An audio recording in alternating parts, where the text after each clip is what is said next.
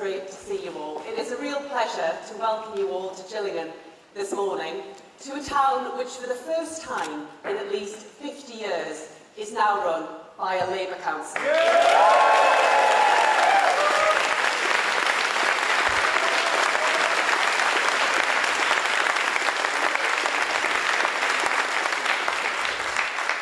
Britain has changed.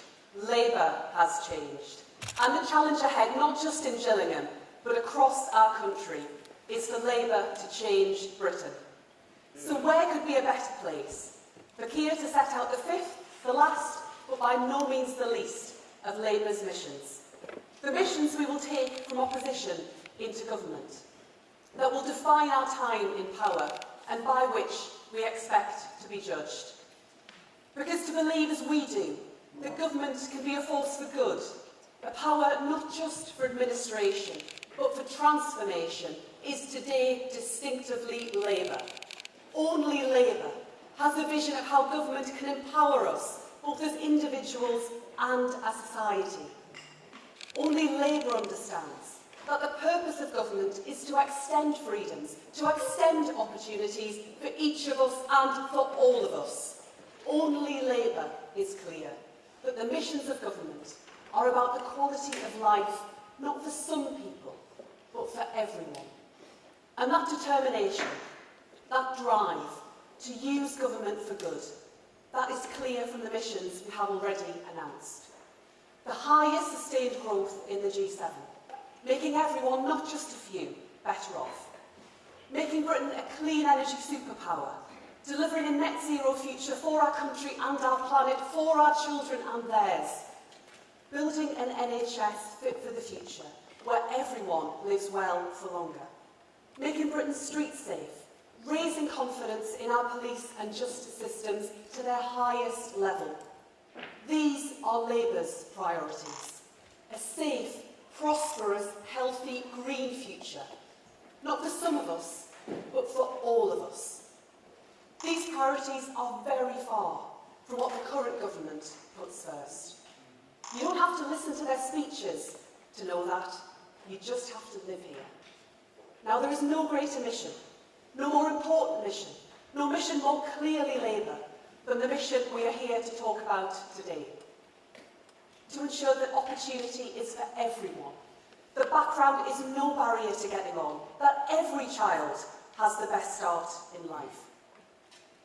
For me, as for Keir, this mission is not merely the core of our politics, it is deeply personal.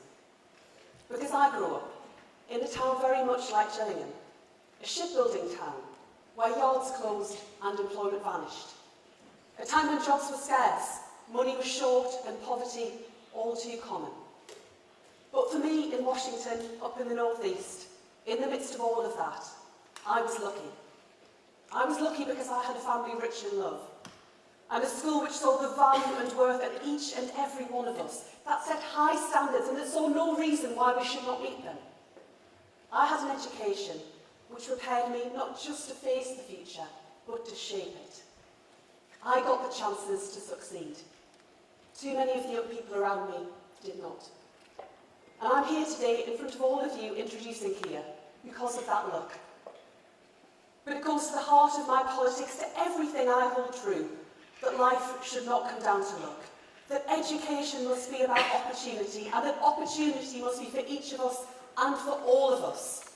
Not for some, not for a few, not a society where a few lucky souls are plucked from poverty, where deep inequality is justified by who is up and who is down, but opportunity for all of us. And I know this must not be an idle dream. The dream of a free and equal society is a dream we can and must achieve. A dream which the next Labour government will work tirelessly to deliver. And it begins with a better start for every child, with childcare and early education to support every family and every child, to enable them to achieve and thrive. High and rising standards in all our schools, because there is no greater engine of opportunity. There are no greater champions for our young people than the staff who work in them. And there is no clearer way of making sure our young people are both ready for work and ready for life. And a better skills and university system. Because in too much of our country, for too many of our communities, for too much of our economy, too many of our people aren't getting the chances they need to succeed and upskill, not just to get by, but to get on. Above all, it is all about hope. The hope at root that Britain's best days lie ahead of us, that our future will be brighter than our past. That is the hope at the heart of Labour's ambition for Britain. And that is why there is no greater privilege than to introduce the leader of the Labour Party, the man I know is ready to be our next Prime Minister, to set out the brighter future we are determined to create for each of us and for all of us. The mission on opportunity which the next Labour government will deliver. Keir Starmer.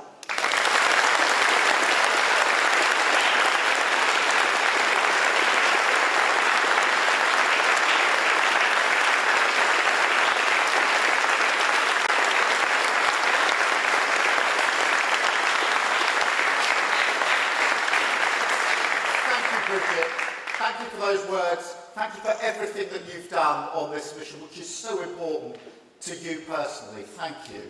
And thank you to Mid-Kent College for hosting us, for being here. And it's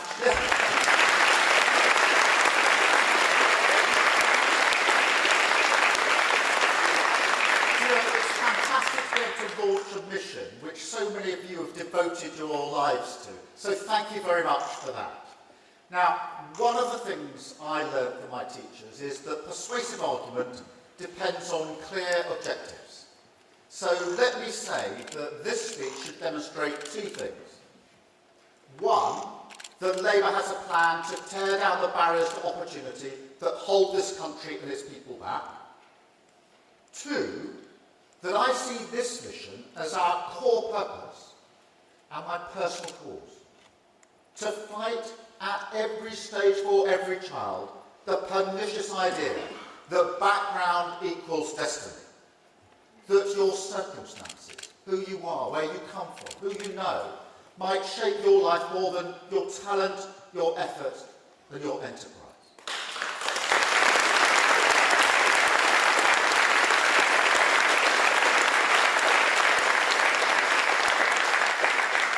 No, breaking that link, that's what Labour is for. I've always felt that, and it runs very deep for me. I grew up in a small town in southern England. We had a semi-detached house, Pebble Dashed, as I think I may have mentioned previously, with mum, dad, 4 kids, 4 dogs, and a blue Ford Cortina outside. This was the 1970s. And I'm not pleading poverty, not at all. But that's just how life was. But I do look back now and think I've been on a journey. To go from an ordinary working class background to leading the Crown Prosecution Service and now the Labour Party, I feel both privileged and proud. But over the last year or so, I've been thinking more and more about it. Because there's more than a touch of the 1970s about our economic situation now. Like then, we face a cost of living crisis that gnaws away at our ability to move forward. So I think about what it felt like to get on during that period. About the fact I did see plenty of people from my background go on to achieve their aspirations. And I don't think I'm being too sentimental to say I grew up surrounded by hope. We took it for granted. A sense that enterprise, hard work and imagination would be rewarded in Britain. That even in tough times this would see us through. That things would get better for families like ours. Now, my parents didn't just believe this. It comforted them. It's what everyone wants for their family. More than a British value. A story we still tell to our children. Work hard and you can achieve anything. Work hard and you will get a fair chance in Britain. The question is, do we still believe it? Do you look around our country today and believe, with the certainty you deserve, that Britain will be better for you or your children? because you should. That's something we should be able to trust, all of us. An unwritten contract, a bond of hope between citizen and country, generation and generation. So I promise you this, whatever the obstacles to opportunity, wherever the barriers to hope, my Labour government will tear them down.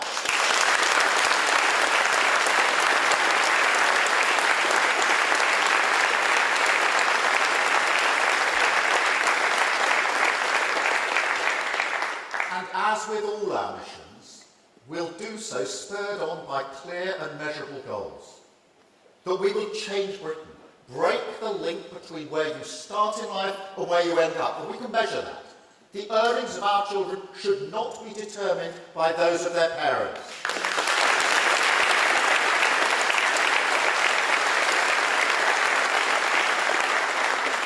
And make no mistake, from where we are now, that's an ambitious target. But it's also urgent. This is the world of artificial intelligence, of technologies that stretch the boundaries of our imagination. We've got to meet that with an open mind, turn our gaze towards our children's future, and make sure we're preparing them for life and work in their Britain. As I said in Leith recently, the industries of tomorrow can come to our shores, but the rest of the world is pushing forward as well. The race for the future is unforgiving, so we've got to move fast. Must unlock the potential that is in every community, grow the talents of every child. And this means we've got to get to the bottom of a challenge with a long history. The roots of this are deep. In part, it's about security, and especially the diminishing access to affordable homes. When I think back to the 1970s, to the cost of living crisis we faced then, that pebbled ash semi my parents owned, that was my springboard. The secure foundation that gave us stability as the world beyond our front door became more uncertain. It's about community as well.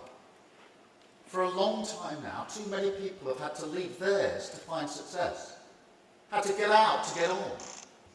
And when talented young people start to leave a town, it becomes hard to break free from that dynamic. It's a vicious cycle.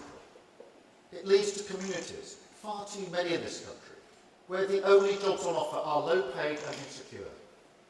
And insecurity is the enemy of opportunity. It places barriers. Not just economic barriers. Reinstate your pledge for 28 billion per year. I gave my on the mission on green power. We did that last one. We've done that one. Will you just? Action. Young people want action. We are on the side of economic growth. Will you just let me please? Thank you very much. We have already. Will you just let me finish this and I'll come and talk to you about it? Thank you very much. Look, we've tried to speak to you about it, but you haven't replied. We need a Green New Deal right now. Look, and you keep making my last speech was about this. Will you please, there's lots of people who want to hear this. Please don't drown them out. Please don't drown them out. Thank you very much. Thank you very much. Thank you very much. Thank you. Thank you very much. Thank you very much. Right now. I think they may have missed the fact that the last mission of all was on clean power by 2030, which is the single most effective way to get a green future. There are very many others.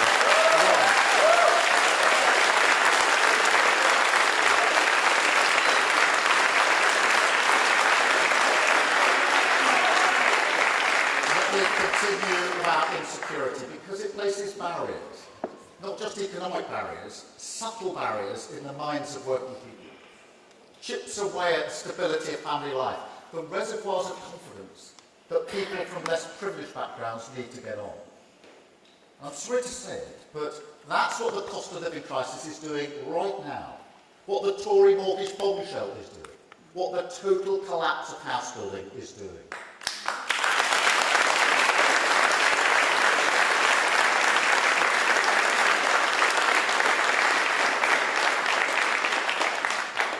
But look, there's something more pernicious here.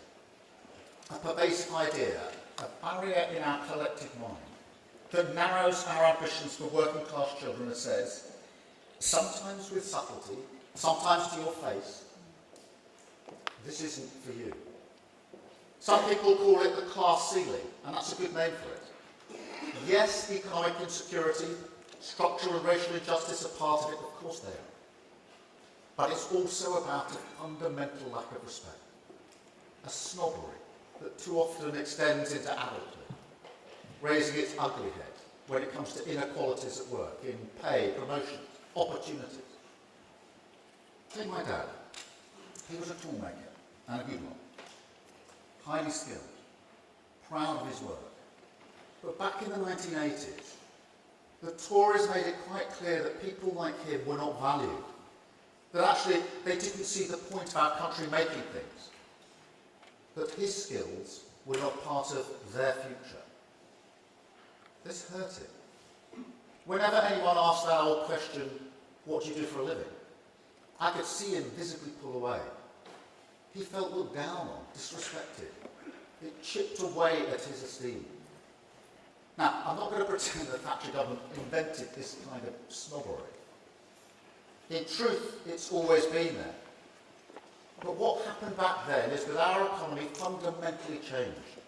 And the complacency that we didn't need to educate all our children because they could just leave school at 16 and get a good job in their community, that was exposed, almost overnight. And this cultural bruise is still with us. And we have to confront it. The last Labour government had the best record on education in the history of our country, without question. We expanded higher education, fundamentally raised school standards, gave millions of working class children of all backgrounds, the tools to thrive in a new knowledge economy.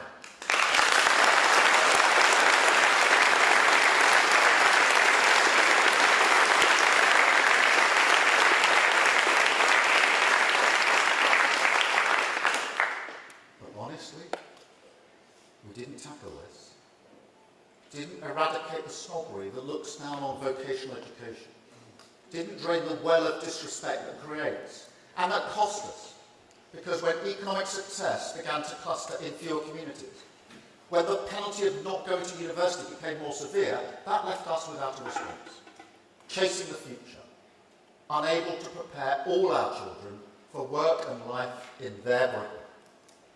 So, these are the two fundamental questions we must now ask of our education system. Are we keeping pace with the future, preparing all our children to face it? And are we prepared to confront the toxic divides that maintain the class ceiling? Hold them in your mind, because if they were a rumble of concern 13 years ago, they're a deafening roar now. Rishi Sunak has given up on education reform. He's not interested in our children's future. And if you think that's unfair, then let me remind you what happened during the pandemic when he, as Chancellor, cancelled the National Recovery Plan. After our children, and working class children in particular, gave up so much for the greater good. So for his Tory party to turn around afterwards and repay their sacrifice with nothing, to sit there twiddling their thumbs as teachers leave in their droves, school buildings start to crumble, and absenteeism goes through the roof. That's shameful.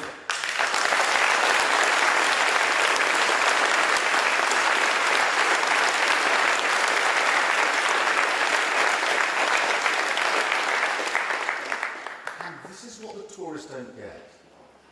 Those two questions, remember them? Can we prepare all our children for the future?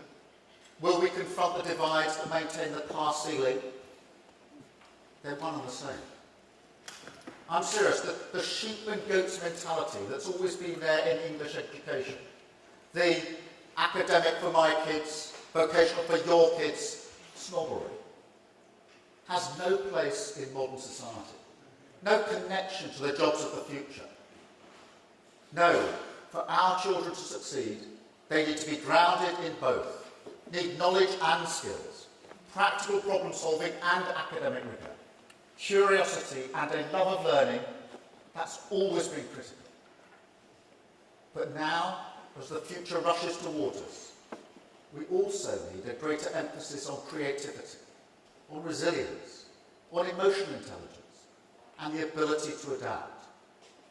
All of the attributes, to put it starkly, that make us human, that distinguish us from learning machines, make our communities, our lives so rich and rewarding. Honestly, we've got to get this into our heads. It isn't the case that the status quo only fails children outside the academic route. Without modernising education, we're also failing the children who do go down that road, preparing them all for a world that's receding into the past.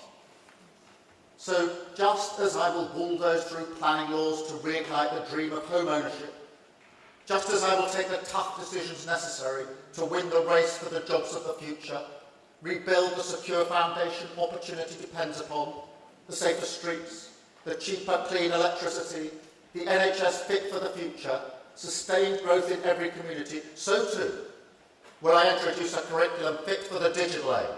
So too will I fight for vocational training to be respected as much as university education. So too will I drag our education system into the future and shatter the class ceiling.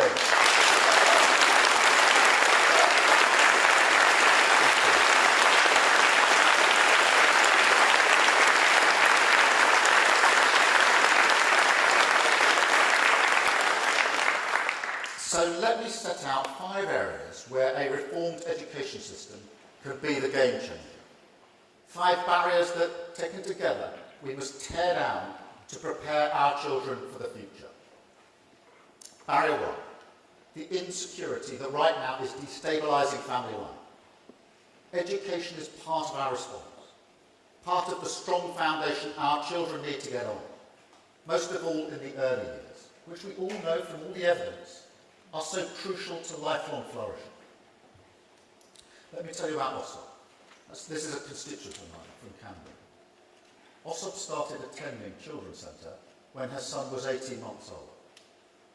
At the time, she was sleeping on her mum's floor, suffering from depression and poverty. Now, thanks to the work of that Children's Centre, kept open by a Labour council, she's managed to get on her feet, a flat of her own, tailored support for her son, now diagnosed with autism, on his language development, and a place for him at the nursery. Ossop is a parent's champion in our community now. A life turned around.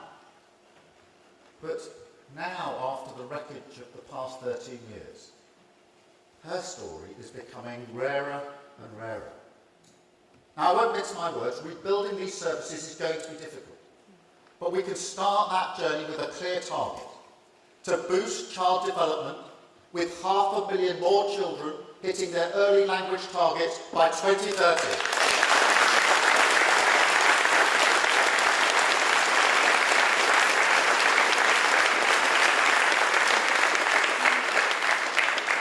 And we will set out the first steps.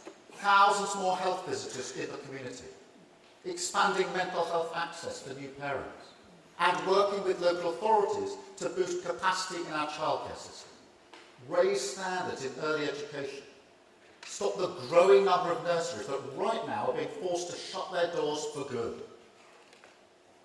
Barrier 2, confidence. It sounds simple, but all the teachers here will know just how important it is. In every class there are kids who have so much ability and talent, but who struggle to find within themselves the confidence to express it, the belief that their ideas matter, the voice to speak up.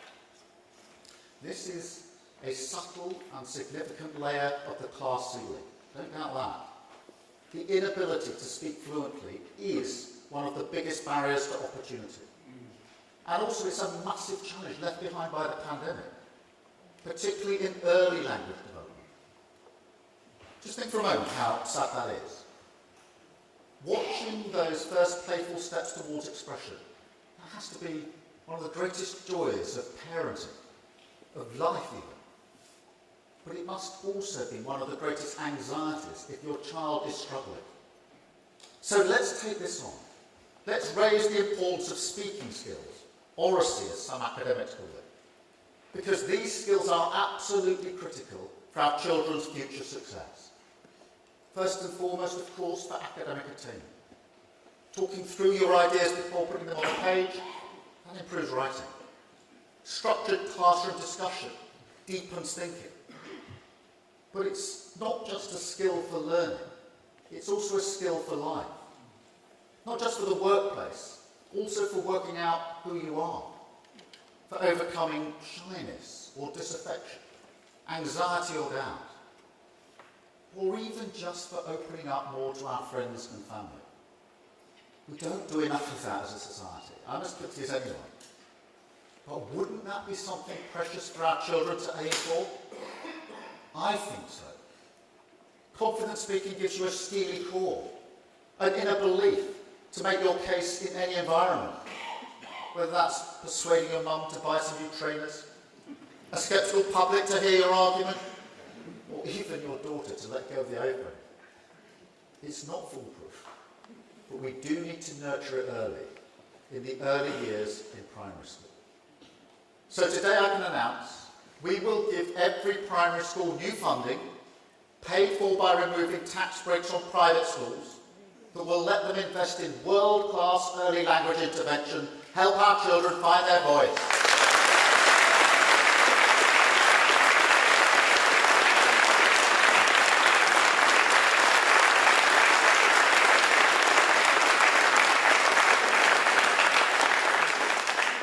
Barrier 3, an outdated curriculum.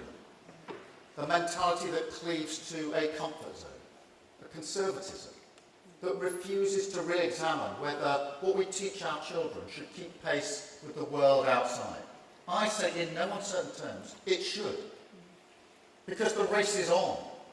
All around the world, the best in class are rethinking their curricula. And every one of them is putting greater creativity front and centre, including countries like Estonia and Singapore. So today we start to catch up. We will update the Progress 8 performance measure, and we will use it to get children studying a creative art subject or sport until they are 16.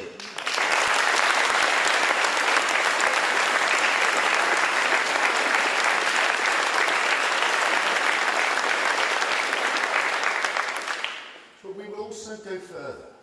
We'll weave oracy through a new national curriculum that finally closes the gap between learning and life, academic and practical vocational skills, school and work. A curriculum that will finally crack the code on digital skills too. We've got to address this. The old way, learning out-of-date IT on 20-year-old computers, doesn't work. But neither does the new fashion that every kid should be a coder, when artificial intelligence will blow that future away. The basic truth is this. To prepare our children for their future, we've got to use every opportunity in every classroom to nurture digital skills. Ticking a one subject, one lesson a week box simply won't work anymore. So the next Labour government will review the national curriculum. And today we will set out the principles of our review. How we must deliver high standards for every child. How we must crack the code on digital skills, starting that journey early in primary school. And how we need every young person, whatever their background, to see themselves in the curriculum, with role models and stories that can inspire them to do great things. And look, I know people have been arguing about this for a long time. And I salute those teachers who, over the past few years, have taken their subject and developed a rich curriculum, of flowing knowledge, of deep conceptual understanding. And let me be clear, Labour will build on that.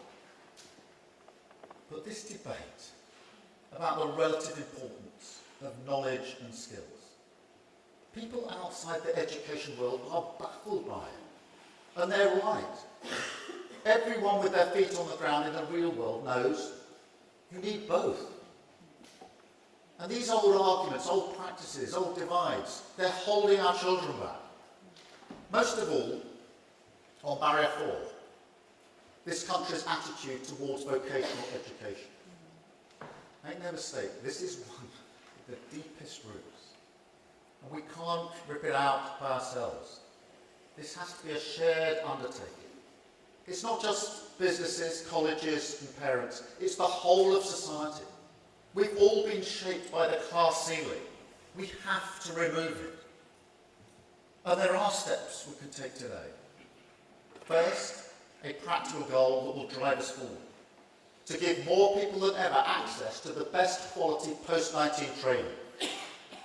Next, a proper national skills plan led by a new body, Skills England, that will work hand in glove with our industrial policy and make sure we can compete in the race for the jobs of the future.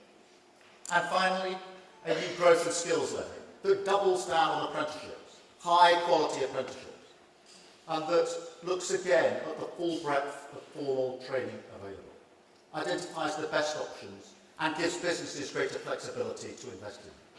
Whether that's the tech boot camps that can train AI experts in a week, the technical courses that can prepare young people for the engineering jobs they need in clean energy, or the traineeships that can give kids a foot in the door in the first place. Finally, 5. The soft bigotry of low expectations. An old barrier, but one that always needs more work. Now, before anyone says it, I know that's something that Michael Gove said. I didn't agree with everything he did in education, clearly, but when he said that, it was an important strike against the class ceiling, an acknowledgement that school standards are the most fundamental front line in the battle for more opportunity. And whatever else you thought about education in that period, the Tories simply don't care anymore. They're not interested in raising school standards. How can they be, when the number of teachers leaving the profession is at record highs? When in parts of the country, adverts for a maths or science teacher get no applicants. We've got to turn this around urgently. That's why we'll tackle the retention crisis by rewarding great new teachers who commit to a career in the classroom. Why we'll recruit more teachers in shortage subjects, over 6,500 more. And why, to support high standards, we will reform Ofsted so it works for parents and children once more. Safeguarding review should happen every year. Our parents deserve a clearer picture on how their children are being educated. Not a one-word judgment, a whole dashboard. This is the formula.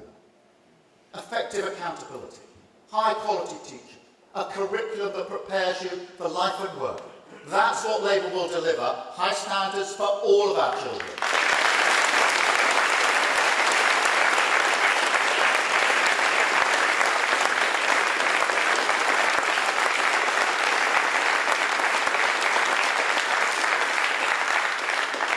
So, 5 barriers we can tear down.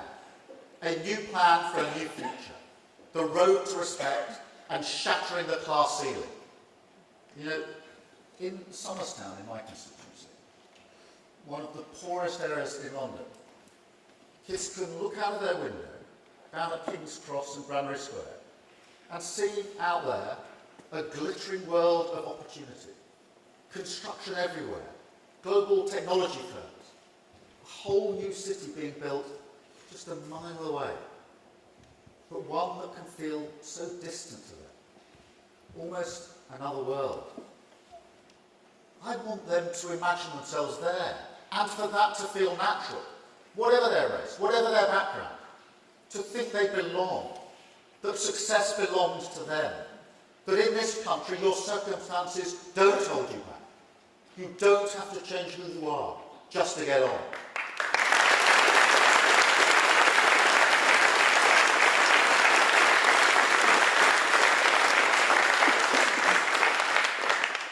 This isn't a zero-sum game.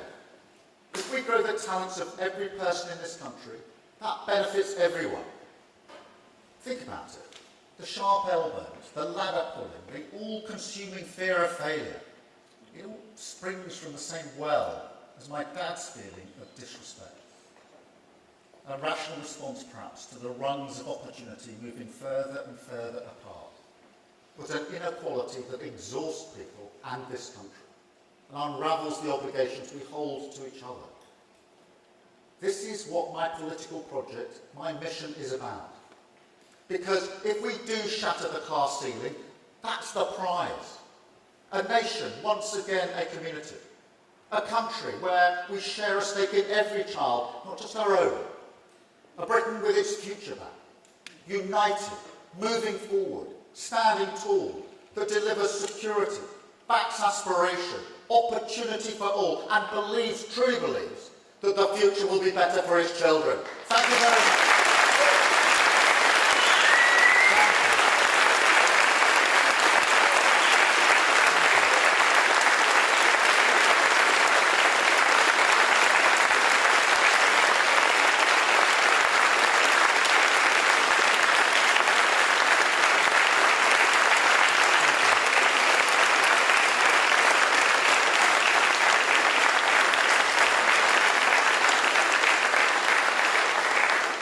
Thank you very much. We're now going to take some questions from the media. Beth Rigby, I'm going to come to you first. Thank you, Keir Starmer. Beth Rigby, Sky News. Keir Starmer, your mission is to make sure every child isn't held back by their background. You said you want to get state schools to the same level as private schools, but it needs more than words. It needs resource. The National Association of Head Teachers have welcomed your reforms, but they have also said this, that it needs significant additional investment will be needed for schools, that they need the more resource. So will you commit to more investment for schools and education ahead of the next general election to fulfil your mission beyond what you've already set out? Thank you. But the approach I've taken in this mission and all our missions is to set out the change that we need to make and why we need to make it. In this case, removing those barriers to opportunity.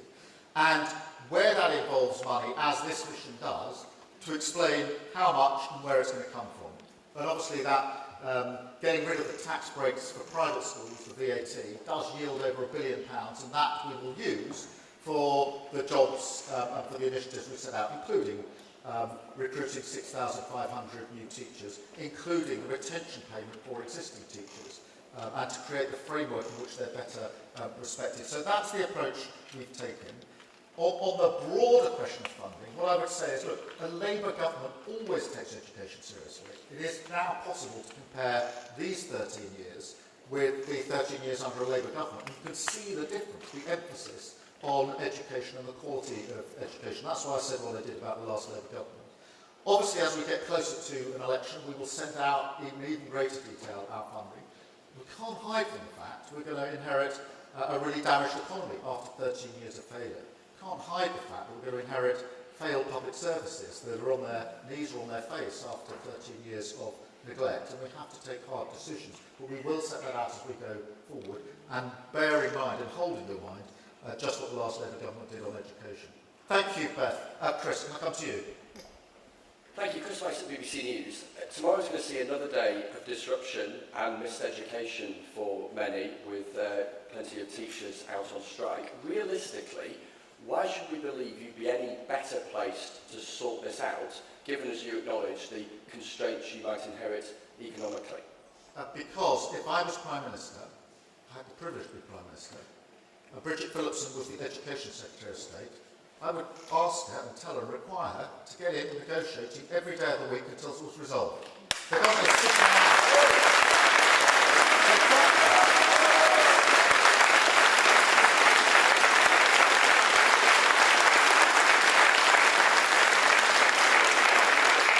Children not being out to school is damaging. Everybody knows that. Teachers know it. Nobody wants this industrial action. We have to resolve it. The government's got a report, a recommendation. It's sitting on it, doing nothing. In the meantime, it's not having the negotiations. So get in the room, negotiate and sort this out and get our schools back working. Thank you, Chris.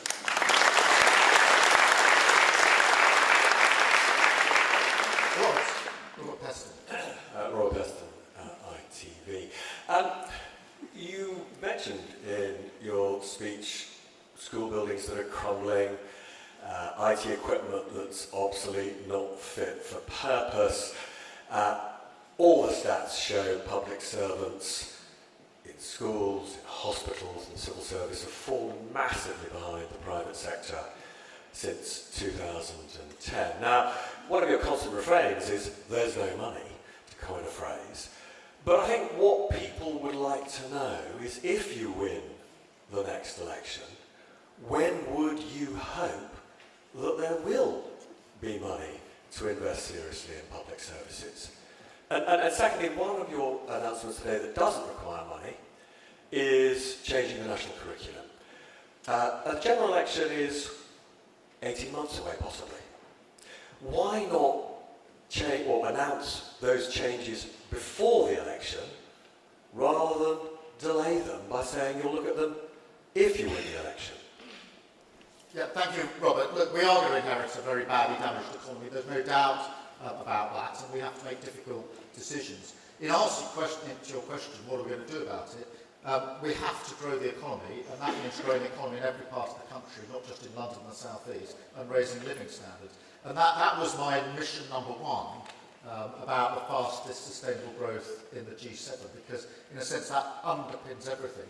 And the other missions are all ladder up to that central mission, because if we had grown the economy in the last 13 years, as well as we did under the last Labour government, we would have tens of billions of pounds to spend on our public services, on education, without making any alterations to tax, and that has to be the central driving force.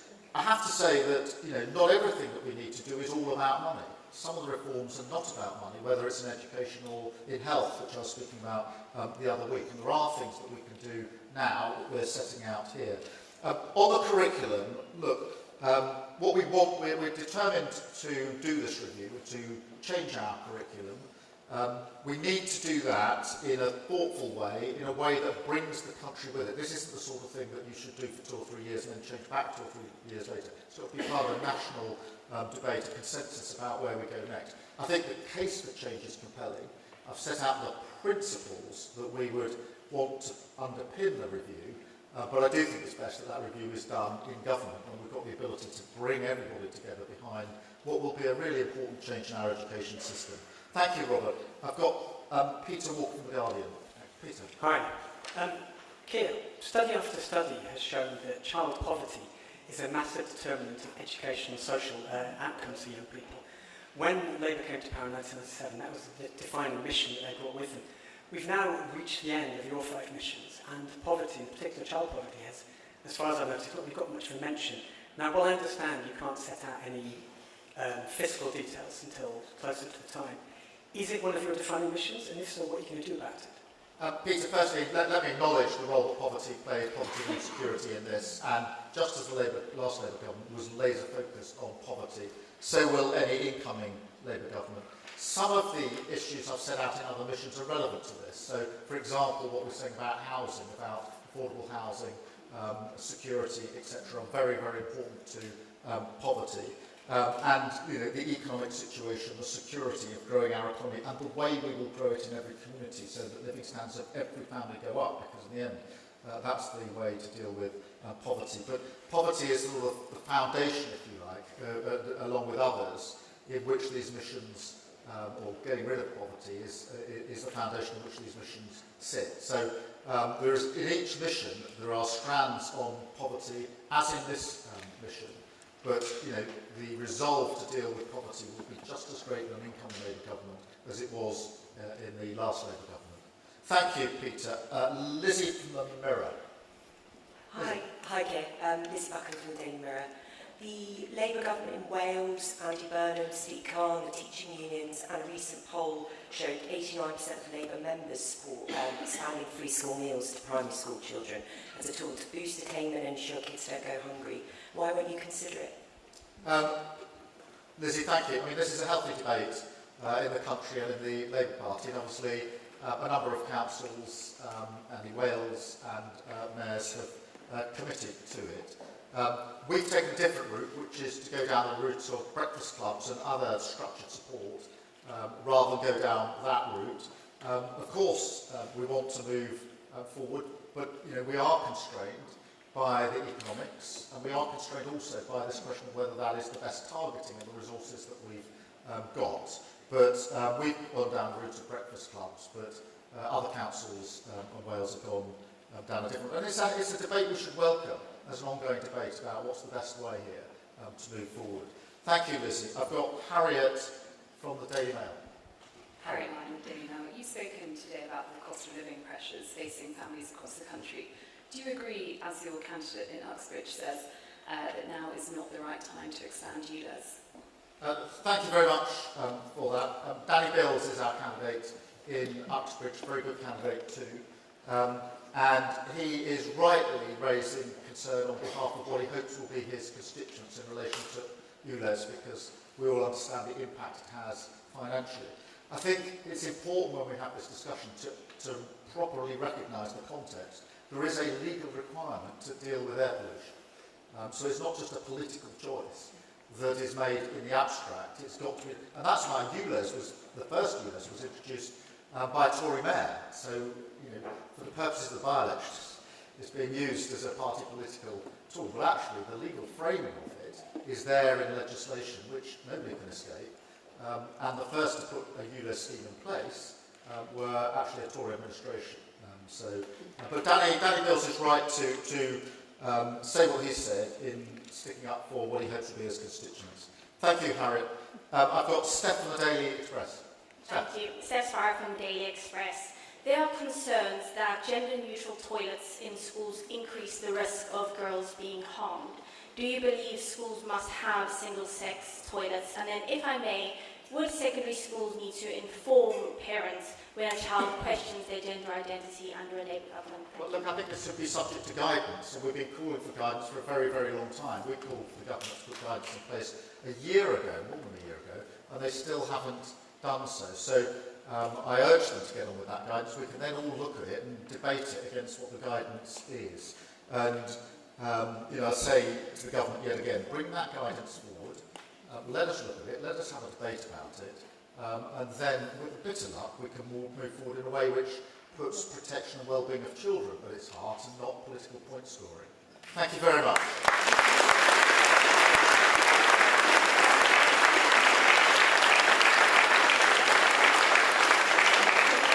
I've got Anna from Grazia. Anna. Anna Silverman from Grazia magazine. You talk about growing the economy, but parents, usually women, are dropping out of the workforce to pay for extortionate childcare. How would you make childcare more affordable? We've set out a number of measures in relation to childcare. I do acknowledge straight away that that is a barrier, particularly for all parents and carers, but particularly for women, and is important for the child as well. So we have set out the sort of down payment in relation to what we would do on childcare. Of course, we'd like to go further because it is very, very important, but Bridget's already set that out. It sort of underpins this mission rather than being a central part of what I set out this morning, but it is crucial to it. Thank you very much. Jack from the Sun. Do we need a mic? Oracy. Thanks very much, Keir. Jack Elson from the Sun. Recently, your shadow work and pension secretary called the two-child benefit cap penis and suggested that Labour would scrap it. Can you confirm if that is Labour's policy? And secondly, earlier you railed against the arrogance of groups like Just Stop Oil.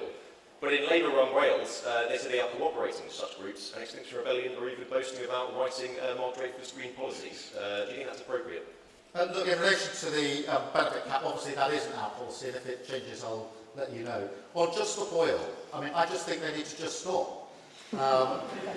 They're in, particularly this last week, they've been interrupting iconic sporting events, causing massive disruption. There's a huge arrogance involved that they're the only people that understand the argument. Their tactics, the only tactics going to win.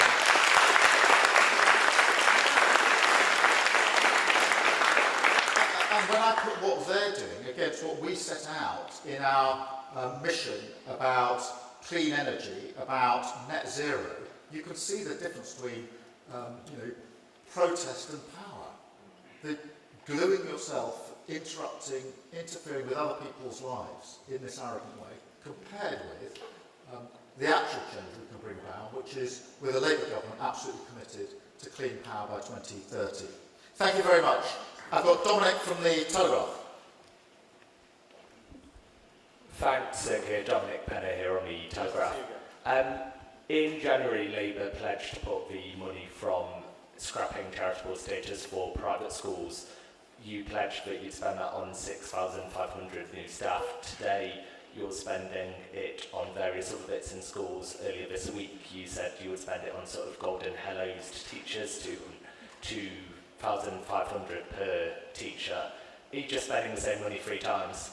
And further to your U-turn on green energy, the latest in a line of Labour U-turns, how can voters trust you any more than the protesters earlier? Well, look, firstly on the money, by abolishing the tax break for private schools, that yields over £1 billion. That's more than enough and adequately covers the commitments that we've made. One of the things that we do on these mission launches is to publish a supporting paper, which you've either got or will soon have, which sets out exactly what each of these commitments costs and how that money comes from the £1 billion. Secondly, on the question of green power, there's no U-turn at all. We haven't backed down, we've doubled down. Because I gave a mission saying there are 5 big things that an incoming Labour government is going to do. Purpose-driven, the whole point of these missions is these are the 5 things that matter most. This is the change that you can expect to see after 5 or 10 years of a Labour government. And when it comes to difficult decisions, we will prioritise the missions over other things. That's going to be tough. So when I set out as my 4th mission, clean power by 2030, that is not, that's doubling down on it, particularly on the £28 billion, which is a huge amount to invest for the future. So the framing, I just don't accept. I think most people look at that mission and say, if we could achieve that ambition, that is the route to lower bills, to energy security, because people like Putin won't be able to put his boots on our throats, to the next generation of skills and jobs that are so vital, and of course what we need to do in order to meet our net zero obligations. So I think that's a very ambitious mission, and not many people who heard that speech or looked at that mission said to me, you're not going far enough. Most of them said, whoa, that is going to be a real hard thing to achieve here, but if you can achieve it, the prize is fantastic. So I don't accept that framing, I'm afraid, Dominic, with all due respect. Poppy from the Eye. Thank you, Keir. Poppy Wood from the Eye. You said earlier this year that Labour would move on from its 2019 manifesto pledge to scrap university tuition fees and come up with a new plan to fix the current broken system. You still haven't done so. Research shows that poorer students tend to leave university with far higher debt than their more advantaged peers. Can you really say that Labour will smash the glass ceiling while saddling poorer university students with tens of thousands of pounds of debt? Look, we've got to change the tuition fees system because it is unfair. I think it needs to be changed, and we are going to put forward a plan, a fully costed plan, to show how we're going to do that. So we will set that out in due course, and obviously take any questions at the time in relation to it. And it is very important for reasons that everybody understands in terms of the debt that young people at the moment carry with them. But I would also say this, and it was in the heart of the speech, when it comes to class ceiling. Whilst I do want more and more people to go to university, and obviously for me to be the first in my family to go to university was a really big thing for me and my family, equally I want people to take the vocational routes, the technical skills, the apprenticeships, etc., and for that to be equally valued. And therefore, this issue of tuition fees is part of the argument, but it cannot be construed in a way I don't think is the whole of the argument, because that would leave out of account all those people who don't go to university. So we will set out our plans in due course. And we are constrained. When I say, and I've said this a number of times now, that the country, the economy we inherit, if we are privileged enough to come into power, the economy will be damaged, really badly damaged, really badly damaged. This is not 1997 where the economy was growing.